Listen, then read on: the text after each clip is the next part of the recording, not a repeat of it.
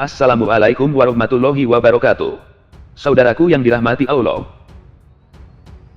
Saat ini, di Nusantara tercinta masalah nasab ramai sekali diperbincangkan, dibahas, dan dikaji oleh berbagai kalangan. Hal ini tak terlepas dari banyaknya orang-orang yang mengaku sebagai keturunan Rasulullah. Tetapi apa yang ditampilkan di depan umat tidak mencerminkan akhlak Rasulullah.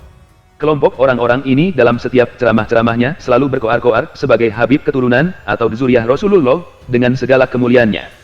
Para Habib yang mengaku zuriyah Rasulullah ini dengan sombongnya membanggakan nasabnya dan selalu mendoktrin umat untuk selalu menghormati dan memuliakan mereka karena di dalam tubuh mereka katanya mengalir darah Rasulullah.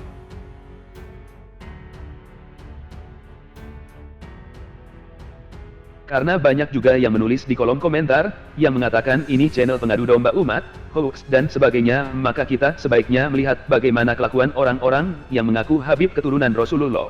Dalam setiap kesempatan ceramah-ceramahnya. Kita simak doktrin-doktrin keblinger atau kalau boleh dikatakan sesat dari para Habib ini.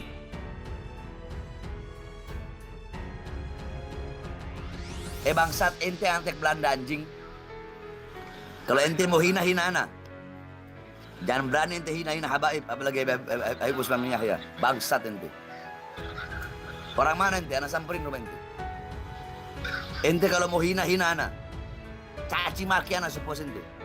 Jangan berani-beraninya ente hina para habaib.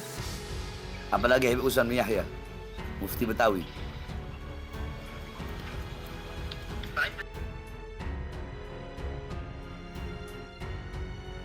Ada muridnya Habib Salim Jindan.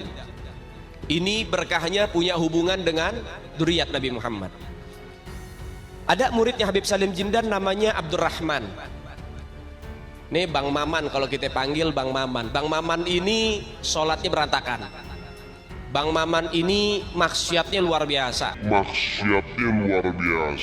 Ibadah kocar kacir.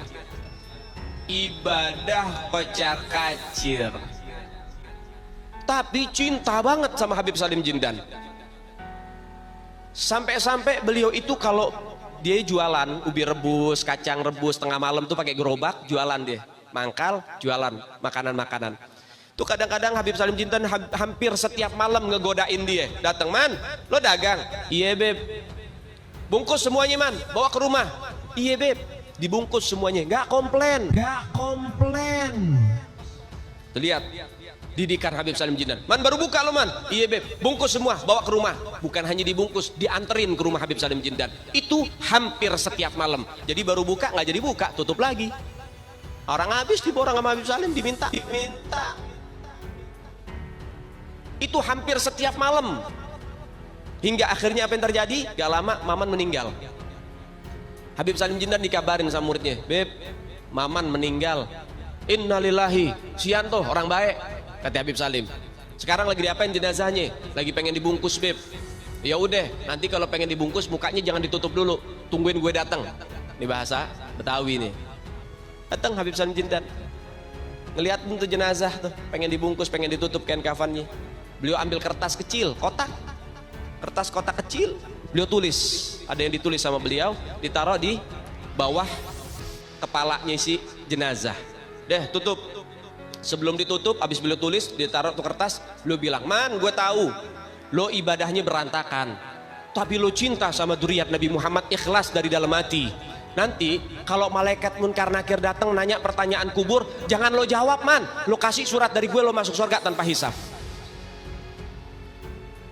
Dijamin sama Habib Salim. Siapa yang bisa mengikuti sepenuhnya amalan beliau-beliau? Kamu nggak bisa mengikuti sepenuhnya. Bisa kamu mengikuti amalannya Muqaddam Tsani Habib Abdurrahman Segaf, umur 7 tahun mengkhatamkan Al-Quran dalam 1 rakaat salatnya.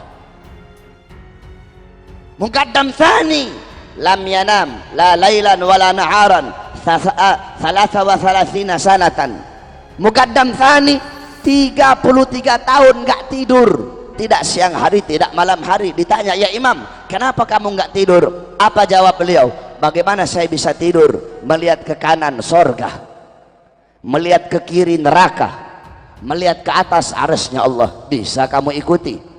Bisa kamu ikuti Fakhrul Wujud Syekh Abu Bakar bin Salim 40 tahun sholat subuh dengan wudhu isya.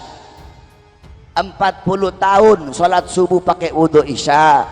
Al-Imam Muhammad Maulad Dawilah 15 tahun sholat subuh pakai wudhu isya. Kamu sholat subuhnya pakai apa? Pakai wudhu duhur kalau enggak duha, saudara-saudara. Para ulama, para aulia, para salaf sholat subuh pakai wudhu isya. Al-Habib Umar ibn Zain bin Smith, Al-Habib Umar bin Zain bin Smith 16 tahun tidak pernah menyandarkan punggungnya di satu benda apapun. 16 tahun nggak pernah menyandarkan punggungnya, sekalipun tidur, tidurnya duduk. Bisa kamu ikuti Al-Habib Abu Bakar bin Abdullah Al-Attas, satu kali duduk baca Yasin 90.000 kali. Satu kali duduk baca Yasin 90.000 kali. Dan alhamdulillah Indonesia merupakan negara yang insya Allah dengan anak cucu Nabi Muhammad SAW terbesar di dunia. Gak ada yang lebih banyak di Indonesia terbesar di dunia. Bangsa ini akan aman, bangsa ini akan sejahtera, bangsa ini akan makmur selama anak cucu Nabi Muhammad SAW tidak diganggu, tidak diusik, dimuliakan, dicintai, disayangi. Karena apa? Ada doa dari kakeknya, pemimpin kita semua, baginda Muhammad sallallahu alaihi wasallam. Nah, tapi kalau udah mulai gaya, Habib kok seperti itu. Nah, ini santri gaya. Ya, umat Islam mulai gaya, mulai mengkoreksi Habibnya, mulai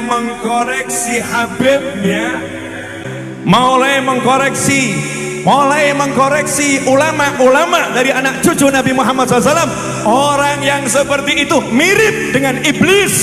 Orang yang seperti itu mirip dengan iblis.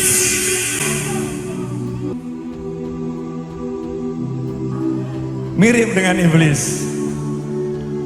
Pangkatnya, ilmunya ditunjukkan untuk mengoreksi anak cucu Rasulullah, lupa.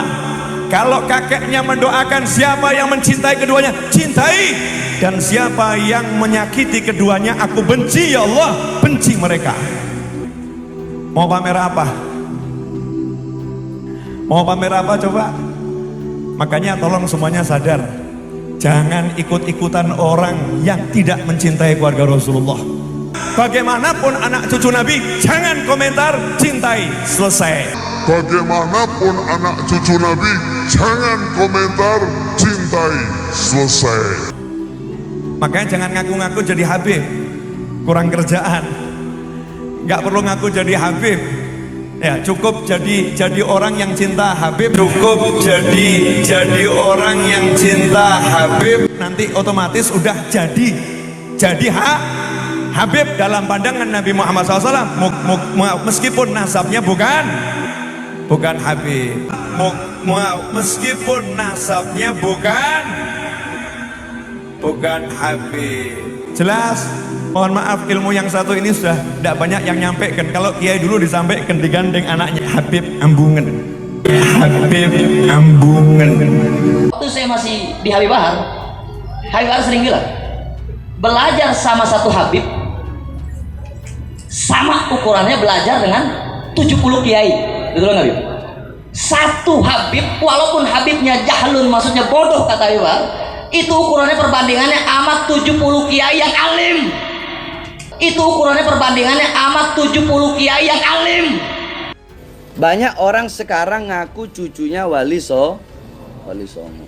Bahwasanya tidak ada anak cucu Wali Songo. Kalau ada orang yang sekarang ini, yang sekarang ngaku cucunya Wali Songo, itu nggak ada.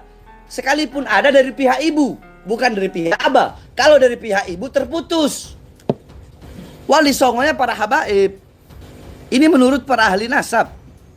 Hampir 500 tahun generasinya lenyap.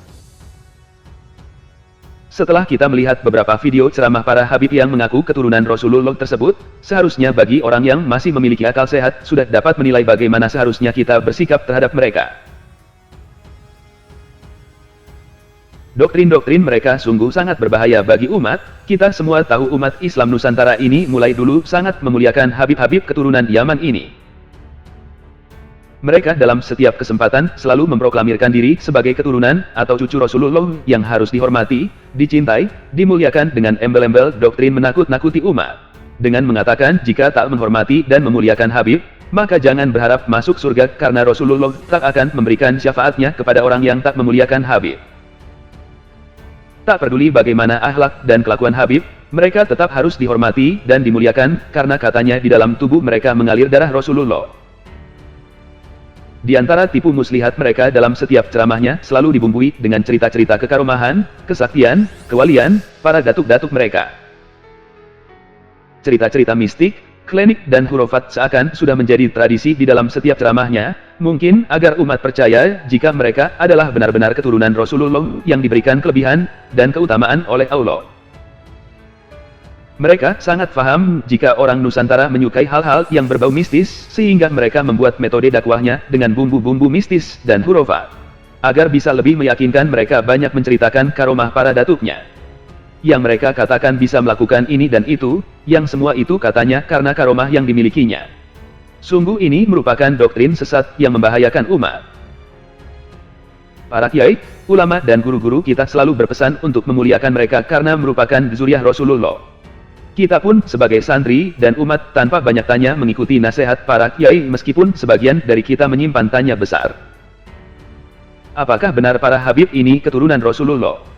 Banyak keraguan di tengah-tengah umat, tetapi meskipun begitu umat Islam Nusantara masih menghormati dan memuliakan mereka. Meskipun habib-habib ini sering menghina dan merendahkan kiai dan ulama Nusantara terutama keturunan Wali Songo, kita selama ini tetap diam dan masih memuliakan mereka. Bukan karena apa, tetapi karena pesan dan perintah kiai-kiai dan ulama yang selalu kita takdimi. Setelah sekian lama diam, umat Islam Nusantara mulai menyadari kekeliruannya selama ini.